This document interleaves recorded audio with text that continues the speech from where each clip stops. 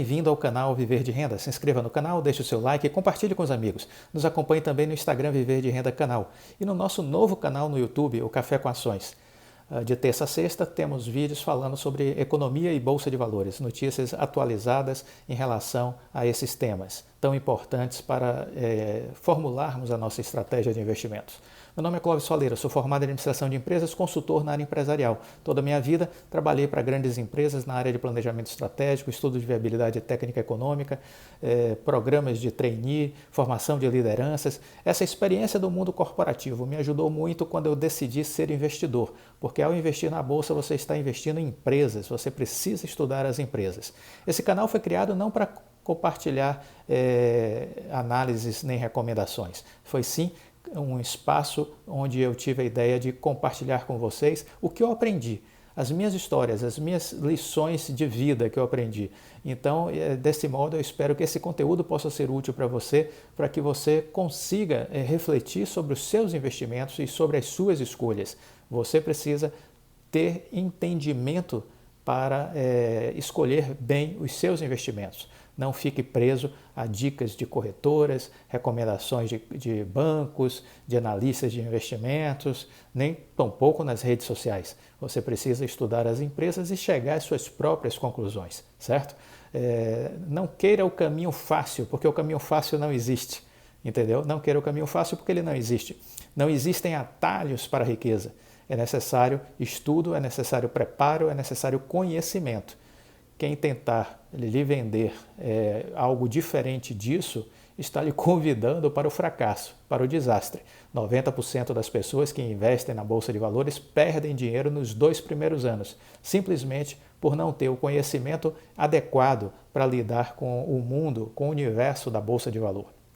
Muito bem, o que eu queria comentar com vocês no vídeo de hoje. A primeira questão, eu queria rememorar que no final da semana passada, finalmente foi assinado o contrato de venda da unidade da Oi Celular com a TIM, Vivo e Claro. Isso aconteceu exatamente no dia 29 de janeiro. Essa assinatura ela não significa a conclusão da venda, porque ela ainda depende, a venda para se concretizar de modo pleno, depende das autorizações da Anatel e do CAD. Anatel e CAD. Caso confirmada, aí sim, a Oi receberá 16,5 bilhões de reais, além de outros valores relacionados ao compromisso de uso de sua rede. Então, vamos repercutir um pouco sobre isso. A Oi informou oficialmente a Comissão de Valores Mobiliários, a CVM, na sexta-feira passada, dia 29, que firmou o contrato de venda de sua operação de telefonia celular, a Oi Móvel, às suas concorrentes, a TIM, a Vivo e a Claro. A assinatura se deu na sexta-feira. A venda da unidade móvel da Oi aconteceu no dia 14 de dezembro, após a realização do leilão judicial sem concorrentes. Foi a única proposta, a Highline acabou não apresentando nenhuma proposta. O consórcio formado pelo trio de empresas fez, portanto, uma única proposta e sagrou-se vencedor. Vale dizer que o preço mínimo colocado no plano de aditamento da recuperação judicial era de 15 bilhões. Então, o preço negociado foi de 16,5 bilhões, ou seja, 1,5 bilhão a mais do que o preço mínimo estabelecido pela própria Oi. Pelos ativos móveis da Oi, as empresas pretendem pagar 16,5 bilhões, dos quais 756 milhões referem-se a serviços de transição a serem prestados por até 12 meses pela Oi. Também há no acordo a contratação da Oi por longo prazo para a prestação de serviços de capacidade de transmissão que vai dar um valor aí estimado de 819 milhões, pelos serviços prestados a essas operadoras. Apesar da assinatura de contrato de venda ontem, a transação ainda vai demorar alguns meses para ser efetivamente concluída. Isso porque a Agência Nacional de Telecomunicações, a Anatel, e o Comitê Administrativo de Defesa Econômica, o CAD, terão de analisar e dar o aval ao processo de venda efetiva, né? A agência reguladora vai verificar se a operação resultará em concentração de espectro além dos limites permitidos em seus regulamentos. Também vai avaliar se há risco quanto aos preços praticados, com o número de competidores de grande porte passando de 4 para 3. Somente depois vai dizer se confere a anuência para a operação de venda. O CAD vai analisar também a questão concorrencial, a fim de verificar se a transação representará uma concentração que possa trazer danos à competição entre as empresas do setor. Para os executivos das operadoras, tais análises levarão esse decorrer aí de 2021. Alguns falam em setembro, outubro, para ter aí essas decisões. Acredito que será antes.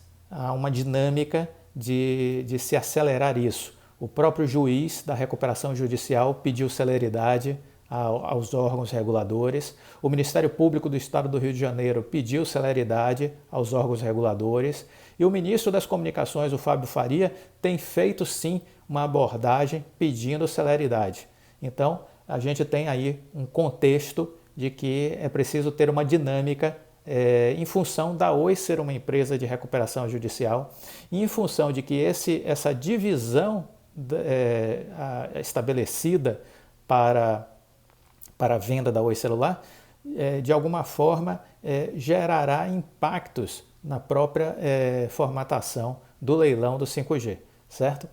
A CFO da Oi, que é a vice-presidente financeira da Oi, a Camille Faria, ela falou há 3 semanas confiar na aprovação em ambos os órgãos. Admite que podem ser impostos alguns ajustes pontuais, especialmente por parte do CAD. Ela não acredita, no entanto, que esses ajustes alterem significativamente o perfil da transação, até porque na formatação da proposta, as grandes empresas, Vivo, TIM e Claro, já tentaram fazer um desenho de modo a sofrer menos resistências por parte do CAD e da Anatel. A gente julga que o plano de segregação das 3 deveria ser suficiente para mitigar qualquer preocupação de concentração e anticompetitividade, disse Camille Faria. A gente não se afasta da possibilidade de que o CAD peça algum ajuste, algum tipo de ajuste no plano de segregação, mas não vislumbramos o risco de recusa. Essa possibilidade é considerada zero pela Camille Faria. Achamos que a operação vai chegar a um bom termo ao longo deste ano. Então, essa é uma informação que é preciso estar compartilhando e acompanhando, né? Nos vídeos recentes que eu fiz, eu dei uma informação sobre o FUST, que é o Fundo de Universalização dos Serviços de Telecomunicações.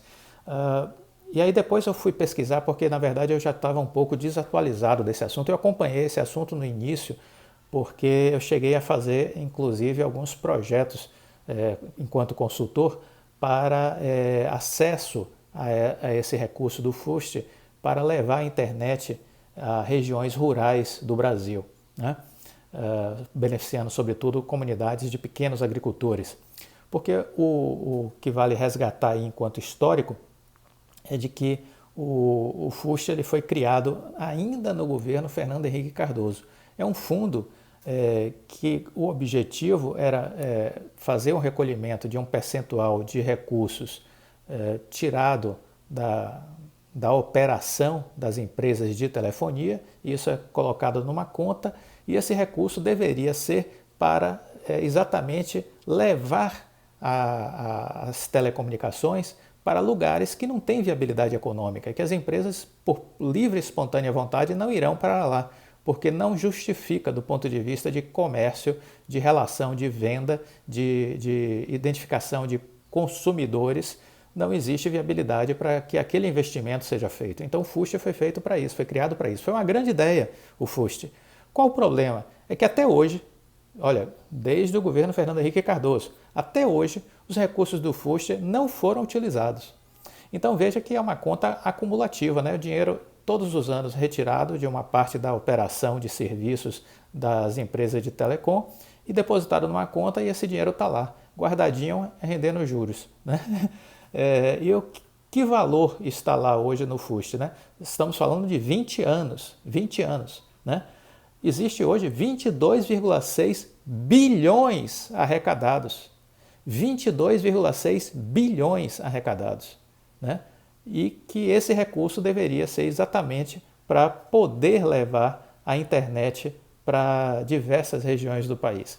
O presidente Jair Bolsonaro, recentemente, na semana passada, fixou novas metas para o plano de universalização das telecomunicações e declarou que quer que todos os municípios do país tenham fibra ótica.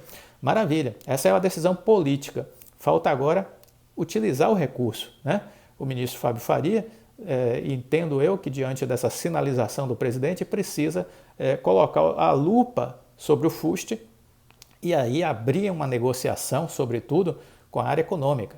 Porque em outros governos sempre foi a área econômica que travou o recurso do FUST para que não fosse utilizado, exatamente utilizando esse saldo de caixa para fazer equilíbrio contábil nas contas públicas, entendeu?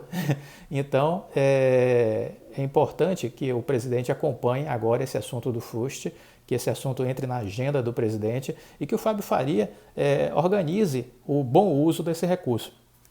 O Brasil, esse é um dado importante, tem quase 15 milhões de residências sem acesso à internet. Quase 15 milhões.